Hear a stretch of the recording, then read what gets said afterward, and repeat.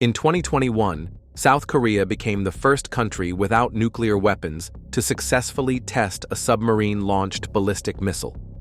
The launch came from the Dosan-an Changho, the first KSS-III submarine, marking a major step in the country's push to develop strategic undersea capabilities. While the test itself lasted only seconds, its implications reached far beyond the Korean peninsula.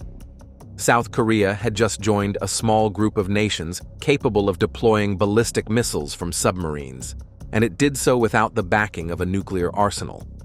So, in today's video, we're taking a closer look at the KSS-III, South Korea's most advanced and capable submarine to date.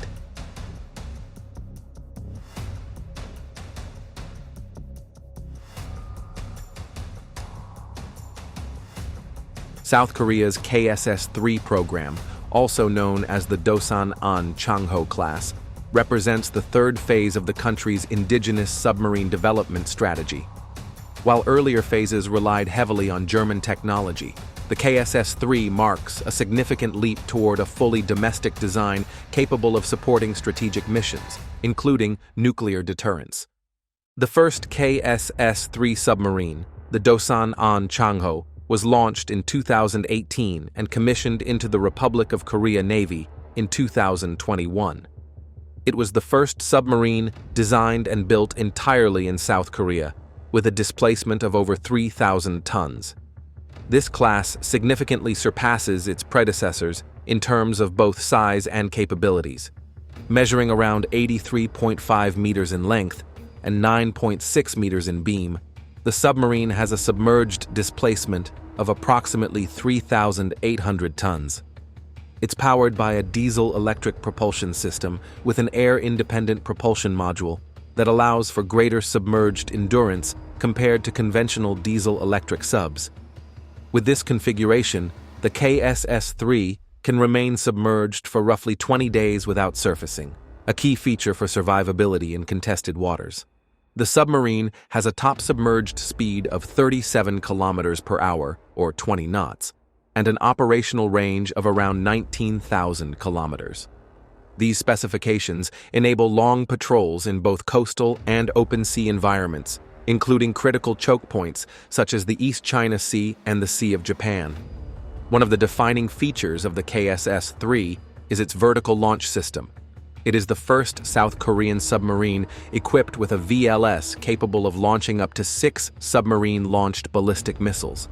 These missiles, believed to be variants of South Korea's Hyunmoo 44, offer a credible second strike capability, especially important given the regional missile threats from North Korea and China. In addition to SLBMs, the KSS-III can carry heavyweight torpedoes and anti-ship missiles launched from its standard torpedo tubes. The exact number of these tubes varies slightly by configuration, but it is generally believed to include 8. The combat system on board is developed domestically and integrates sonar, electronic warfare systems, and navigation tools, many of which were co-developed with Hanwha Systems and LIG Nex 1, two major players in South Korea's defense industry. South Korea's decision to develop and field the KSS-III class was based not only on strategic deterrence, but also on economic and industrial imperatives. By creating an indigenous submarine platform, the country has reduced reliance on foreign suppliers and positioned itself as a potential exporter in the global submarine market. The success of KSS-III could eventually open doors to arms deals with countries in Southeast Asia or the Middle East, regions increasingly interested in subsurface warfare.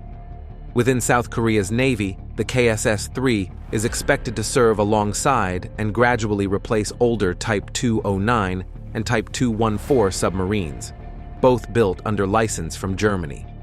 While the Type 214 is still relatively modern and includes AIP technology, it lacks the strategic missile capability that defines the KSS-III.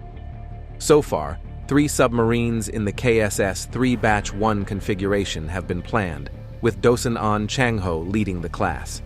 These are followed by Batch 2, which introduces significant improvements.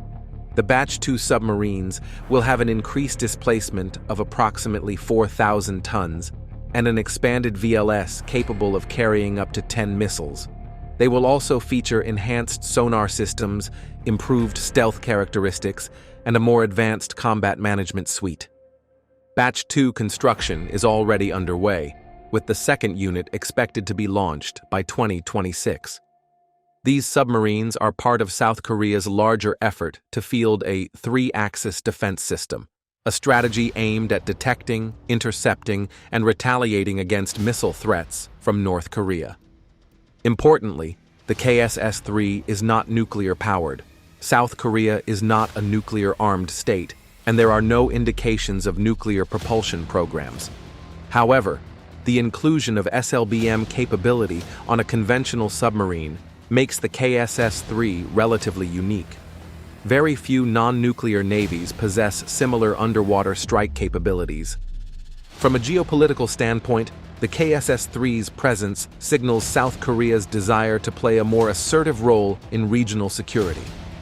With tensions in the Taiwan Strait and the continued modernization of China's and North Korea's naval forces, the Republic of Korea Navy sees undersea dominance as a way to maintain stability in its surrounding waters. The KSS-III is more than just South Korea's largest submarine. It's a statement of strategic intent, a demonstration of how far the country's defense industry has come and where it wants to go next. With advanced sensors, a homegrown combat system, and ballistic missile capability, the KSS-III puts South Korea among a very small group of nations that can build and operate strategic submarines. And with Batch 2 already in progress, its undersea capabilities are only set to grow. What do you think? Can South Korea's submarines change the balance of power in East Asia? Let us know in the comments below. And if you found this video informative, give it a thumbs up and subscribe for more defense reviews and updates.